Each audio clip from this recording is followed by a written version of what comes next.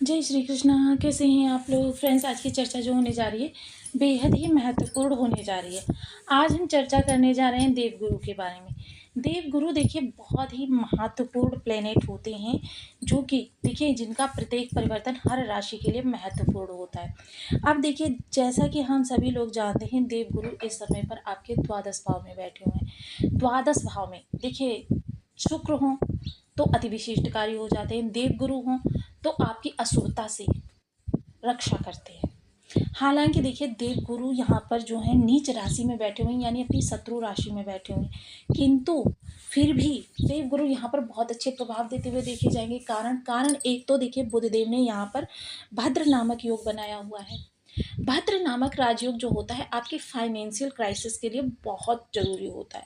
देखिए बहुत बड़ा राजयोग माना जाता है, जो आपके धन से जुड़ी हुई समस्त समस्याओं का निवारण आपको प्रदान करता है।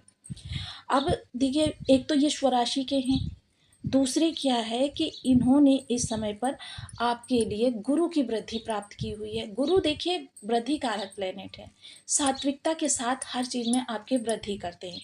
इन्होंने विपरीत राजयोग भी बनाया हुआ है। देखिए आपके षष्ठ के स्वामी होकर द्वादश में बैठकर स्वयं के घर को देख रहे हैं। अब क्या आप कहेंगे शत्रु राशि में बैठे हुए हैं तो ये हमारे लिए अच्छा क्यों करेंगे? जैसे कि हम सभी लोग जानते हैं, देखिए प्रत्येक भाव के जस्ट सामने शत्रु राशि है। ये चीज हम आपको पिछले वीडियो में बता चुके हैं।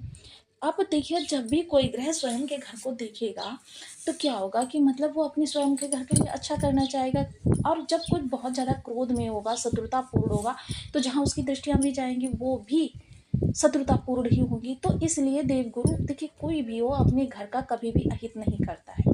तो देवगुरु यहाँ पर अपने घर का शुभ करने के लिए इस समय पूर्ण निगेटिविटी को त्याग किए हुए हैं। हालांकि देवगुरु बहुत सात्विक प्लेनेट होते हैं, लेकिन फिर भी देखिए निगेटिविटी जो बनी होती है वो आपके जीवन में अपार उन्नति नहीं आने देती, कहीं ना कहीं उसमें कमी आती है। किंतु यहाँ पर आपकी जो शुभता बनी हुई है वो भद्र राजयोग के कारण बनी हुई है। अब देखिए इस दौरान देवगुरु की चाल जो है वो भी बहुत तीव्र हो रही है। देवगुरु अब जो चाल चलेंगे वो 2033 तक चलने वाले हैं। अब इस दौरान सात्विकता बहुत ज़्यादा निकल कर आ रही है, क्योंकि देखिए देवगुरु इस दौरान आने वाले 10 वर्षों का प्रभाव आपको मात्र 1 वर्ष में देते हुए देखे जाएंगे। और नेक्स्ट जो इनका गोचर होगा वो तो अद्वितीय होगा। तो यहाँ पर आपके लिए कुछ ऐसी स्थितियां बन रही हैं कि सैकड़ों वर्षों बाद कुछ इस तरीके का योग आपके लिए निर्मित हो रहा है, जो आपके जीवन में उन्नति के लिए, फाइनेंस संबंधी समस्याओं के लिए, पारिवारिक सुखद जीवन के लिए बहुत ही कहते हैं कि अच्छा योग माना जाता है। अब देखिए यदि आपके लग्न में 4 नंबर बना हुआ है तो ये राशिफल आपके लिए है। यदि कुंडली में कहीं भी चंद्रमा के साथ 4 नंबर बना हुआ है तो ये राशिफल आपके लिए। कुंडली ना होने के कारण आप इसे नाम राशि से भी देख सकते हैं। यदि अभी तक आपने अपने इस चैनल को सब्सक्राइब नहीं किया है तो प्लीज़ सब्सक्राइब कर लीजिए, वीडियो को लाइक कर दीजिए, चैनल को शेयर कर दीजिए। इससे होगा क्या कि हमारे आने वाले हर वीडियो की नोटिफिकेशन मिल सकेगी आपको सबसे पहले। एक प्यारा सा कमेंट करना बिल्कुल ना भूलें। कमेंट से हमें बहुत मोटिवेशन मिलता है, हौसला मिलता है और ये पता चलता है कि आप और क्या जानना चाहते हैं। तो देवगुरु यहाँ पर बैठकर सबसे पहले द्वादश भाव को अच्छा करेंगे। अब द्वादश भाव होता किस चीज़ों का है?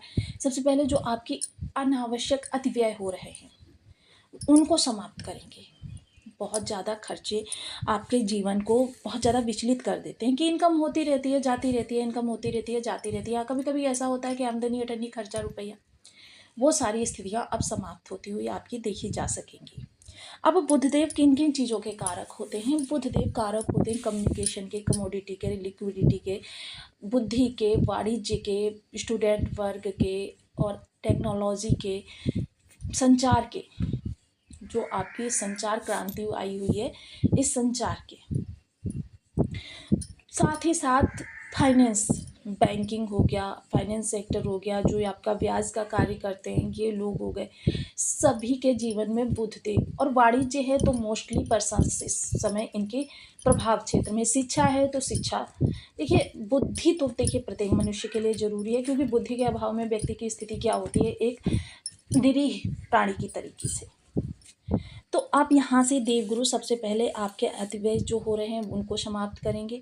साथ ही साथ आपके कुछ इन्वेस्टमेंट ऐसे करवाएँगे जो आपको लंबे समय बाद बहुत अच्छा रिटर्न दे सकें। इस दौरान देखिए, अगर आपके पास स्वर्ण वगैरह बहुत ज़्यादा है तो उसके लिए सचेत रहें, क्योंकि स्वर्ण के कारक होते हैं गुरुदेव और द्वादश भाव में बैठे हुए हैं। साथ ही साथ अगर इस दौरान हम चर्चा करें कि आपके गुरुदेव जो हैं जीवन में संबंधी आपकी समस्याओं के समस्त निवारण के लिए बहुत महत्वपूर्ण हैं ये गोचर, क्योंकि बुध देखिए अपने घर में बैठे हुए हैं और यहाँ पर आपके इन्वेस्टमेंट के कारक भी होते हैं, फाइनेंस के कारक होते हैं, कि आपकी बुद्धि कुछ इस तरीके से बनाएंगे कि 1 से लाख, लाख से हज़ार, हज़ार से करोड़, इस तरीके की बुद्धि आपकी बनने वाली है। इस बुद्धि का प्रयोग आप बहुत अच्छे से करते हुए दिखाई देंगे। विदेश जान कर कार्य करने वाले लोगों के लिए यह गोचर बहुत उत्तम है। अब एक चीज़ और बहुत अच्छी हो रही है कि देखिए, भद्र राजयोग जो बन रहा है वो अपने आप में ही बहुत बड़ा राजयोग माना जाता है धन से संबंधित कार्यों के लिए। अब बुधदेव के पास तो वैसे तो दृष्टि एकमात्र सप्तम ही है, किंतु गुरु के प्रभाव से इस समय इनकी इस के पास भी 3 दृष्टियां हैं, यानी कि ये 4 भावों से इस समय आपको प्रभावित करते हुए देखे जाएंगे।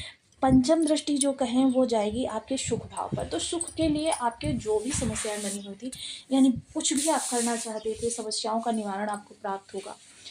यानी कि देखिए, घर खरीदना चाहते हैं, घर को रेनोवेट कराना चाहते हैं, घर को डेकोरेट कराना चाहते हैं, बाधाएं लगी हुई थी, समस्याएं बनी हुई थी, उन समस्याओं का निवारण आपको प्राप्त होता हुआ दिखाई देगा।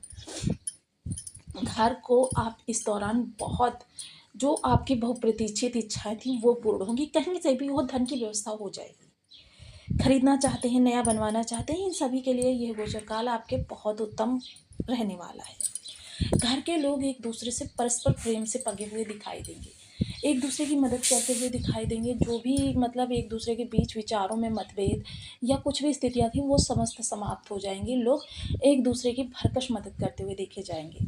घर के अंदर मांगलिक कार्यक्रम करवाना आपके इस दौरान ग्रहों को बल देने का कार्य करेगा। सप्तम दृष्टि षष्ठ भाव पर जाएगी, तो षष्ठ भाव से संबंधित देखिए इस दौरान शत्रु पक्ष आप पर हावी होने का प्रयास तो करेंगे, क्योंकि इस दौरान आपकी छवि जो होगी बहुत ही एक सरल इंसान की तरीके से होगी।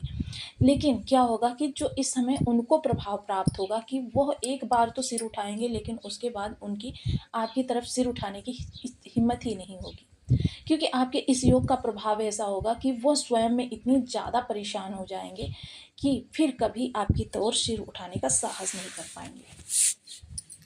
नवम दृष्टि तो ये देखिए अचानक धन लाभ के लिए बहुत उत्तम दृष्टि मानी जाती है। आपको अचानक धन लाभ, ऐसा धन जो आपके माइंड में कहीं पर भी ना हो, जिसके बारे में आपने सोचा ना हो, ना विचार किया हो। तो ऐसे ससुराल पक्ष से रिलेशन अच्छे होंगे। जीवन साथी यदि कार्यरत हैं तो उनके कार्य से संबंधित उनको ज़बरदस्त कोई उपलब्धि प्राप्त हो सकती है, पद प्रमोशन प्राप्त हो सकता है, वेतन वृद्धि हो सकती है।